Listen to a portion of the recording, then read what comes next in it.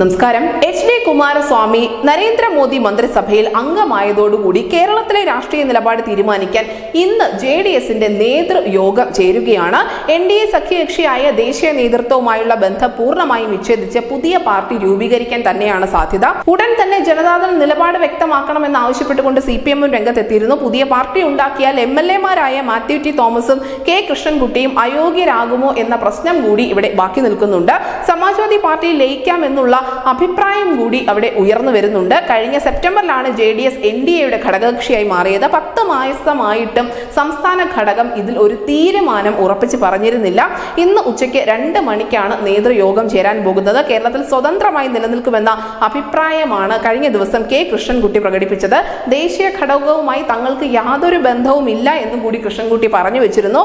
അതിനാൽ തന്നെ ഇന്നത്തെ നേതൃയോഗത്തിൽ എന്താകും പാർട്ടിയുടെ നിലപാട് എന്നുള്ളത് വലിയ ചർച്ചാ വിഷയമാകുന്ന കാര്യം തന്നെയാണ്. പ്രത്യേകിച്ചും ദേശീയ തലത്തിലുള്ള എല്ലാ പാർട്ടികളും ഈ JDSന്റെ തീരുമാനം ഉറ്റുനോക്കുകയാണ്. ഇവിടെ ഒരു പുതിയ പാർട്ടി രൂപീകരിക്കാനാണ് തീരുമാനമെങ്കിൽ നിലവിലുള്ള MLA-മാരുടെ അവസ്ഥ എന്താവും, അല്ലെങ്കിൽ ഇവർ SP-ക്കൊപ്പം സമാജ്വാദി പാർട്ടിക്കൊപ്പം ചേരാനുള്ള സാധ്യതകൾ ഉണ്ടോ തുടങ്ങി നിരവധി ചോദ്യങ്ങൾ നിലനിൽക്കുകയാണ്. കേന്ദ്രത്തിലാണോ കേരളത്തിലാണോ ചുവടുറപ്പിക്കേണ്ടത് എന്നത് സംബന്ധിച്ചുള്ള ഏറ്റവും കൃത്യമായ അന്തിമമായ തീരുമാനം ഇന്ന് തന്നെ JDSന്റെ സംസ്ഥാന ഘടകത്തിന് എടുക്കേണ്ടി വരും. അതുകൊണ്ട് തന്നെ പലവിധ അഭ്യൂഹങ്ങൾ ഇതുമായി ബന്ധപ്പെട്ട് ഉയർന്നു വരുന്നുണ്ട്. അതിൽ ഏറ്റവും പ്രധാനപ്പെട്ടത് പുതിയ പാർട്ടി എന്നുള്ള തീരുമാനം തന്നെയാണ്.